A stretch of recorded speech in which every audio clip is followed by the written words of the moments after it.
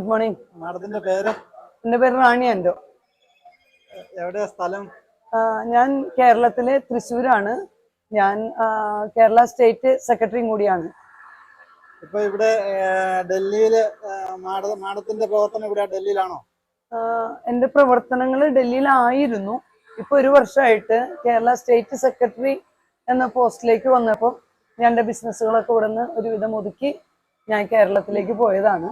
ഇപ്പൊ ഞാൻ ഇലക്ഷൻ സംബന്ധമായിട്ട് ഡൽഹി ഇലക്ഷൻ എന്ന് പറഞ്ഞാൽ ആദ്യമായിട്ട് ആം ആദ്മി പാർട്ടി അധികൃതമായി ആദ്യ കാലഘട്ടം തൊട്ട് നമ്മളിവിടെ പ്രവർത്തിച്ചിട്ട് നമുക്കിവിടെ ഡൽഹി ഇലക്ഷൻ എന്ന് പറയുമ്പോൾ ഡൽഹി പഞ്ചാബ് ഇലക്ഷൻ വന്നു കഴിഞ്ഞാൽ നമുക്കൊരിക്കലും ഏത് സംസ്ഥാനത്ത് പോയാലും ഇനി വിദേശത്ത് പോയാലും നമുക്കൊരിക്കലും വരാതിരിക്കാൻ കഴിയില്ല.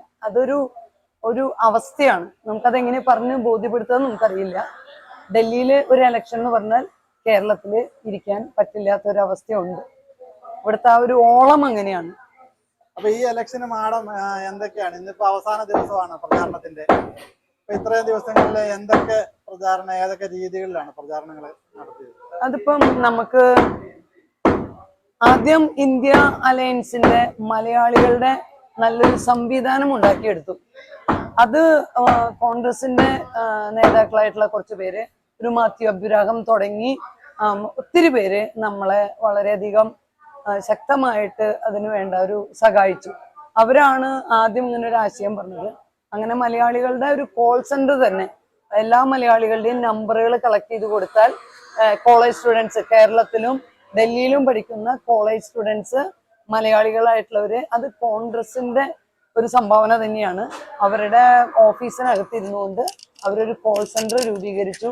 അതിലൂടെ നമ്മുടെ മലയാളികളെ മുഴുവൻ വിളിക്കാനുള്ള ഒരു സംഭവം. അത് ഇന്ത്യൻ ചരിത്രത്തിൽ ആദ്യമായിട്ടാണ് മലയാളികള് ഒരു കോൾ സെന്റർ രൂപീകരിച്ച് മലയാളികളുടെ നമ്പറുകൾ സെലക്ട് ചെയ്ത് മലയാളികളെ മുഴുവൻ വിളിച്ചുകൊണ്ടിരിക്കുന്ന ഒരു സിസ്റ്റം ആദ്യമായി നമ്മളിപ്പോഴാണ് ഇത് ചെയ്യുന്നത്. അതുപോലെ തന്നെ മറ്റൊരു സംവിധാനം, മലയാളികളുടെ പ്രോഗ്രാം നമ്മൾ നടത്താൻ സാധിച്ചു എന്നുള്ളതാണ്. എല്ലാ കോൺസ്റ്റിറ്റ്യൂഷൻസി 7 കോൺസ്റ്റിറ്റ്യൂഷൻസിയാണ് ഡൽഹിയിലുള്ളത്. ആ 7 സ്ഥലത്തും മലയാളികളുടെ പ്രോഗ്രാം നടത്താനായിട്ട് പറ്റി. അതിലെ ആദ്യം ഞങ്ങള് രോഹിണിയിലാണ് നടത്തിയത്. രണ്ടാമത് നടത്തിയത് ഞാൻ താമസിക്കുന്ന സ്ഥലമായ വികാസ്പുരി ഹസ്താൽ ഏരിയയില് മഹാബൽ മിശ്ര എന്ന കാൻഡിഡേറ്റിന് വേണ്ടിയാണ് ചെയ്തത്. മൂന്നാമത് ഇപ്പൊ ഞങ്ങളിവിടെ, ഞാൻ സോമനാഥ് ഭാരതി MLA, നമ്മുടെ മുൻ പ്രഭാരിയായിരുന്നു, കേരളത്തിന്റെ ചുമതല, സൗത്തിന്റെ മുഴുവൻ ചുമതലക്കാരനായിരുന്നു. അദ്ദേഹത്തിന് വേണ്ടിയാണ് പിന്നീട് ഇപ്പൊ നമ്മള് ഈ കാര്യങ്ങൾ ചെയ്തു വന്നത്. 17 ദിവസമായിട്ട് ഞാൻ അദ്ദേഹത്തിന്റെ കോൺസ്റ്റിറ്റ്യൂഷൻസിയിൽ പ്രവർത്തിക്കുന്നു. ഒപ്പം IT ഓഫീസ് സംബന്ധമായിട്ടുള്ള കാര്യങ്ങളിലും ഞാൻ പ്രവർത്തിച്ചു വരുന്നു. രാവിലെ 7 മുതൽ വൈകുന്നേരം 11 മണി വരെയാണ് നമ്മുടെ പ്രവർത്തന മണ്ഡലം. അത് കഴിഞ്ഞാൽ സോഷ്യൽ മീഡിയയിലെ പ്രവർത്തനം, അത് നമുക്ക് ആകാവുന്ന വിധത്തിലെല്ലാം നമ്മൾ ചെയ്തിട്ടുണ്ട്. കൂടുതലും ഇവിടെ ചെയ്തത് ദുർഗ കോളനി പോലുള്ള ആർക്കപുരത്തെ സെക്ടർ 12, 8 അവിടെയുള്ള ദുർഗ കോളനി, അതുപോലുള്ള കോളനികളിലൊക്കെ തമിഴന്മാര് മാത്രം താമസിക്കുന്ന, തമിഴന്മാരും മലയാളികളും താമസിക്കുന്ന സ്ഥലങ്ങളില് ഞങ്ങള് ശക്തമായ പ്രചരണം. സൗത്തിൽ നിന്നും നമ്മുടെ ചെന്നൈ സംസ്ഥാന സെക്രട്ടറി സുധാജിയും വന്നിട്ടുണ്ടായിരുന്നു. സുധാജിയും ഞാനും ലീഡ് ചെയ്തുകൊണ്ട് സോമനാഥ് ഭാരതി ഞങ്ങളെയാണ് അത് ഏൽപ്പിച്ചിട്ടുണ്ടായിരുന്നത്. മലയാളികൾ താമസിക്കുന്ന, തമിഴന്മാര് താമസിക്കുന്ന മുഴുവൻ കോളനികളിലും ഞങ്ങള് ഡോർ ടു ഡോർ ക്യാമ്പയിൻ, വൈകിട്ട് ജനസഭ, രാവിലെ സോമനാഥ് ഭാരതിയുടെ കൂടെ പാർക്കുകളിലുള്ള പ്രചരണങ്ങള്, ഇങ്ങനെ 7 മണി തൊട്ട് രാത്രി 11 മണി വരെ ഞങ്ങളുടെ പ്രചരണം. കൂട്ടത്തിലെ മലൈ മന്ദിർ തൊട്ട് നമ്മളുടെ മലയാളികളും തമിഴന്മാരും വളരെ അധികം വന്നു വരുന്ന ഈ ന്യൂഡൽഹി കോൺസ്റ്റിറ്റ്യൂഷൻസിയിലുള്ള മുഴുവൻ അമ്പലങ്ങളിലും, ഇവിടെയാണ് ഏറ്റവും കൂടുതൽ, ഈ ന്യൂഡൽഹി, ആർക്കേപുരം ഈ ഏരിയയിലാണ് ഏറ്റവും കൂടുതൽ അമ്പലങ്ങൾ. അപ്പൊ അതിനെ ചുറ്റിപ്പറ്റി അവിടെ അമ്പലങ്ങളിൽ വന്നു പോകുന്ന മുഴുവൻ മലയാളികളെയും തമിഴന്മാരെയും ഒക്കെ കണ്ട് നമ്മള് കാര്യങ്ങൾ പറഞ്ഞ് വളരെ പേഴ്സണലായിട്ട് അതാത് ഭാഷക്കാര് പോയി സംസാരിച്ച് ഞങ്ങളവിടെ ക്യാമ്പയിൻ ചെയ്തു. ഇന്ന് പഞ്ചാബ് ഇലക്ഷനിലേക്ക്, ഇന്നിവിടെ കൊട്ടിക്കലാശാണ്. ഇത് കഴിഞ്ഞ് ഞങ്ങൾ ഇവിടുന്ന് നേരെ ഒരു 6 മണി 7 മണിയോടുകൂടി പഞ്ചാബിലേക്ക് യാത്ര ചെയ്യും.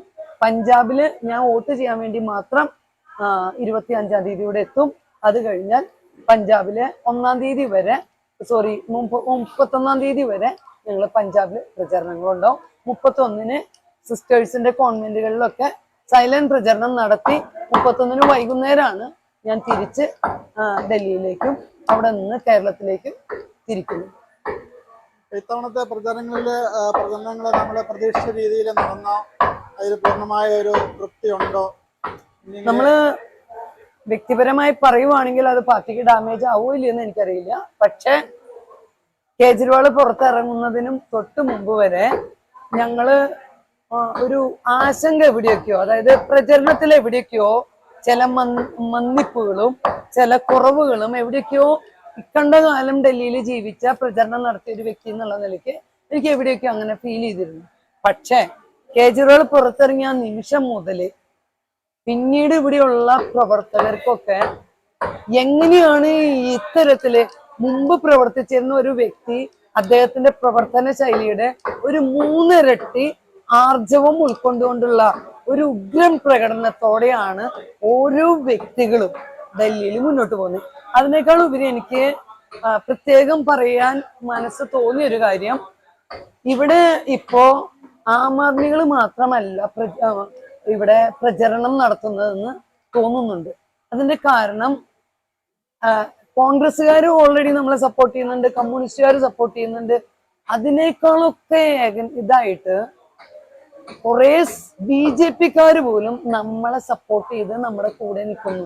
അതിന്റെ ഒരു ഉദാഹരണം, ഞാൻ വികാസ്പുരി ഹസ്താൽ ഏരിയയിലാണ്. ഹസ്താലിലെ വികാസ്പുരിയിലുള്ള യശോദ ഒരു ടെന്റ് ഹൗസ് നടത്തുന്ന കമൽ, ഇവര് രണ്ടുപേരാണ് BJP-യുടെ ഏറ്റവും ഉന്നതരായിട്ടുള്ള BJP നേതാക്കള്. അവര് 248 പേരോടുകൂടി BJP-യിൽ നിന്ന് നമ്മളിലേക്ക് വന്നു എന്ന് പറയുമ്പോൾ ബാക്കി നിങ്ങൾ ഊഹിച്ചോളൂ. പിന്നെ ഒരു ഒഴുക്കുണ്ട്, ജയിക്കുന്ന പാർട്ടിക്ക് വോട്ട് ചെയ്യുക, ഭരിക്കുന്ന പാർട്ടിക്ക് വോട്ട് ചെയ്യുക എന്നുള്ളൊരു സംവിധാനമുണ്ട്. ഇപ്പം നമ്മൾ കേന്ദ്രത്തിൽ ഇല്ലാത്തത് കൊണ്ട് മുൻകാലങ്ങളിൽ പാർലമെന്റ് ഇലക്ഷനിൽ നമുക്കൊരു സ്കോപ്പ് ഉണ്ടാവാറില്ല. പക്ഷെ ഇത്തവണ പാർലമെന്റ് ഇലക്ഷനിൽ ഇന്ത്യ സഖ്യം എടുക്കും എന്നുള്ള ജനങ്ങളുടെ ദൃഢനിശ്ചയവും അവര് വരണം, BJP-യുടെ ഇത്തരം കാര്യങ്ങളിൽ ഒരു മാറ്റം വരണമെന്ന് നിർബന്ധമുള്ള ഒരു സംവിധാനം എന്ന നിലയ്ക്ക്, ജയിക്കുന്ന പാർട്ടിക്കും ഭരിക്കുന്ന പാർട്ടിക്കും എന്ന നിലയ്ക്ക് ഇപ്പം പാർലമെന്റിലെ കേന്ദ്രത്തിൽ ആരെന്നും നോക്കാതെ അവര് നമ്മളിലേക്ക് വരുന്നു. നമ്മുടെ MLA, ഇവിടുത്തെ സ്ഥാനാർത്ഥിയും കൂടിയായ, ഇപ്പം നടപ്പിലെ MLA-യും സ്ഥാനാർത്ഥിയും കൂടിയായ നമ്മുടെ സോമനാഥ് ഭാരതി വരുന്നുണ്ട്. അപ്പൊ അതുകൊണ്ട് അദ്ദേഹത്തെ നമുക്ക് സ്വാഗതം ചെയ്യാം. നാഷണൽ സ്പീക്ക് പേഴ്സൺ ആയിട്ടുള്ള നമ്മുടെ ഹുദാമയുടെ ഇവിടെ വന്നിട്ടുണ്ട്. ഹുദാമേടത്തിനെയും കൂടി ഒന്ന്